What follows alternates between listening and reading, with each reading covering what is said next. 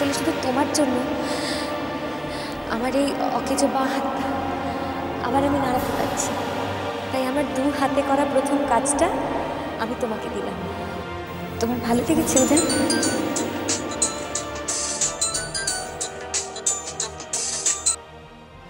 Hello, হ্যাঁ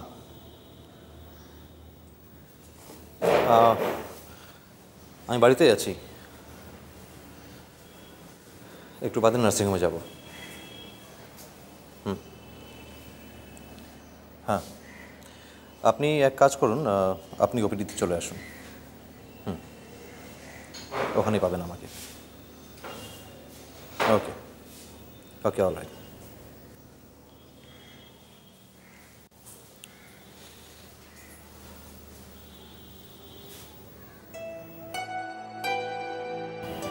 ভারী সুন্দর রুমালটা তো তোমার? আমার। কিনলে? না, হিয়া দিয়েছে। হিয়া? কাল সারাদিন কষ্ট করে হিয়া এটা সেলাই করেছে। হিয়া এত সুন্দর এমব্রয়ডারি করতে পারে? কত গুণ মেয়েটার। আমার তো ওকে নিয়ে চিন্তা হচ্ছে বাবা।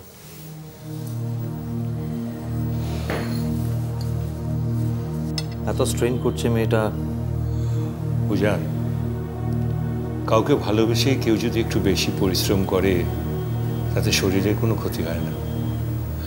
আর হিয়া যেরকম ইমপ্রুভ করছে তাতে আর কোনো অসুবিধা আছে বলে মনে হয় না। তাও যদি তুমি একবার ওকে চেক করো, যদি কোনো নতুন টেস্ট বা মেডিসিনের দরকার হয়। ওকে তো আমি দেখবই। ইনফ্যাক্ট আজকে সকালেই ওকে দেখব। ওকে দেখে তারপরে শান্তিনিকেতনে চলে যাব। জান, তোমায় বলা হয়নি, আমি ঠিক করেছি তোমাদের বিয়ের পর আমি শান্তিনিকেতনে গিয়েই থাকবো। কটা দিন মাত্র তো আছে, আর মাঝখানে বাড়িটা একটু রেনোভেট করে নিই। ভাবছি জুনের শেষেই ওখানে শিফট করে যাব। অনেক তো কাজ করলাম, এবার আমার ছুটি। তোমাদের নতুন জীবন শুরু হবে, আমি একটা নতুন জীবন শুরু করি।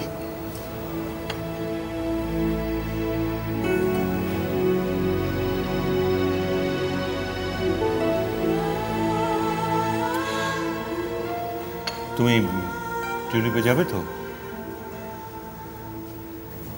হ্যাঁ ঠিক আছে, আমি তোমার সঙ্গে যাব।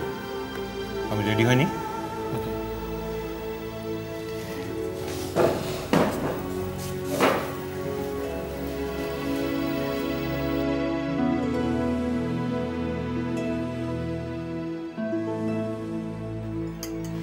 তোমার আর কি, তুমি তো ম্যাজিক করে তোমার মনের মানুষকে নিয়ে চলে আসবে।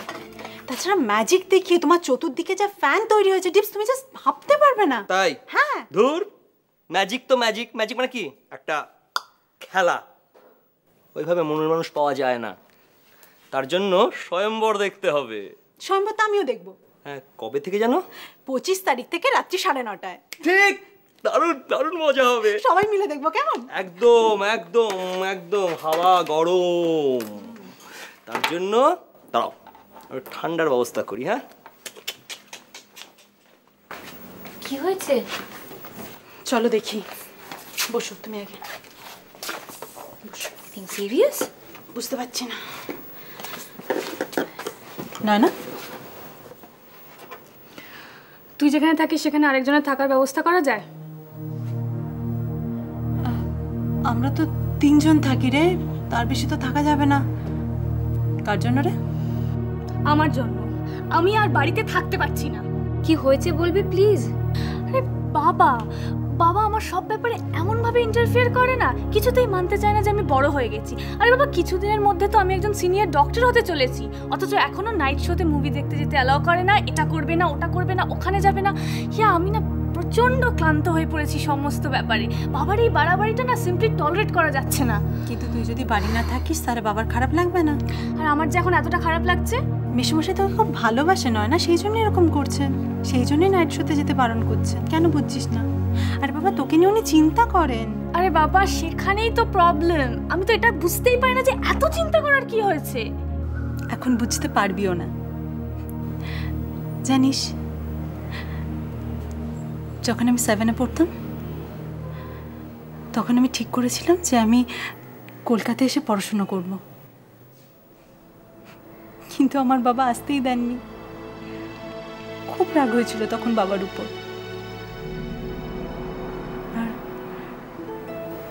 আর তারপর তো বাবাই চলে গেলেন। খুব মিস করি জানিস তো বাবাকে। আমি জানিস, এখন যদি বাবা বেঁচে থাকতেন তাহলে বাবা খুব টেনশন করতেন আমি এত দূরে আছি জেনে। আর যদি কখনো জ্বর হতো তাহলে বাবা বলতেন যে আর পড়াশোনার দরকার নেই, তুই সোজা সুন্দরবন ফিরে আয়। বাবার উপর রাগ করিস না, না, উনি তোকে ভালোবাসেন। বল কি হিয়া, তোমার কি মনে হয় আমি ঠিক বলিনি? জানি না, আমি তো কোনোদিন আমার বাবাকে দেখিনি। বাবা father daughter relationship, I don't know anything about it.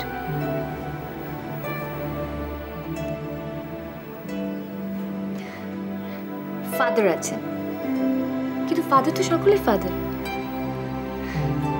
Father আমাকে সবচেয়ে বেশি ভালোবাসে আমি জানি। আমিও ফাদারকে খুব ভালোবাসি। ফাদার আমার খুব ভালো বন্ধু। কিন্তু বাবা বলে তো কখনো ডাকিনি। বাবা কি আমি জানি না। জানবে হিয়া, বিয়ের পর আমি শিওর কি তুমি একজন সত্যিকারের বাবাকে পেয়ে যাবে। কি ব্যাপার, এখানে এত দুঃখ দুঃখ গন্ধ কেন? ওদিকে তাকাও, ম্যাজিক হয়ে গেছে।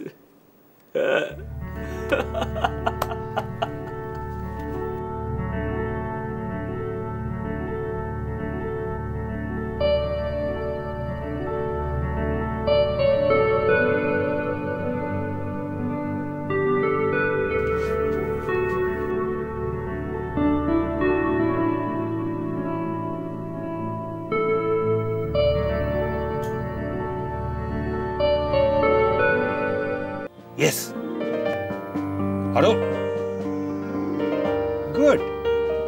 Come on here. Grasp it tight. Yes. Yes. Yes. Yes. Excellent. Excellent. একদম ভালো হয়ে যাবে তুমি। একদম।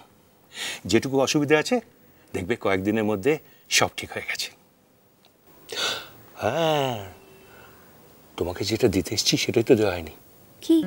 আচ্ছা আচ্ছা আচ্ছা, আচ্ছা।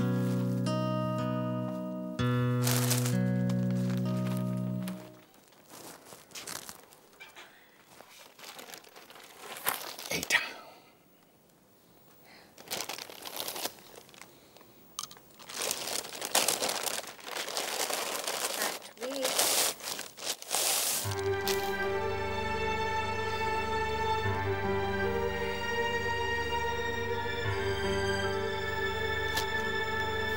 এটা অপর্ণার শাড়ি।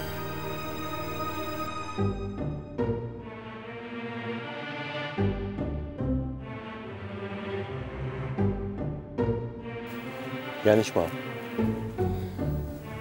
আমি চোখ বন্ধ করলে এখনো দেখতে পাই ওই শাড়িটা পরে অপর্ণা রান্না করছে, ঘরের কাজকর্ম করছে। ও আমাকে বলতো উজানের যে বউ হবে ওর মতো গুছিয়ে সংসার করবে। অপর্ণা তো নেই, তাই আমি তোকে শাড়িটা দিতে এলাম। আমার কাছে তো অপর্ণার কোনো জিনিস নেই, সব উজান রেখে দিয়েছে। এই শাড়িটা ছিল হয়তো তোকে দেবার জন্য। অপর্ণা কোথাও যায়নি জানিস, ও আমাদের মধ্যেই আছে। ও আমাদের সব কথা শুনছে, দেখছে। তুই যেদিন এই শাড়িটা পরবি ও খুব খুশি হবে রে, নিশ্চিন্ত হবে, খুব খুশি হবে।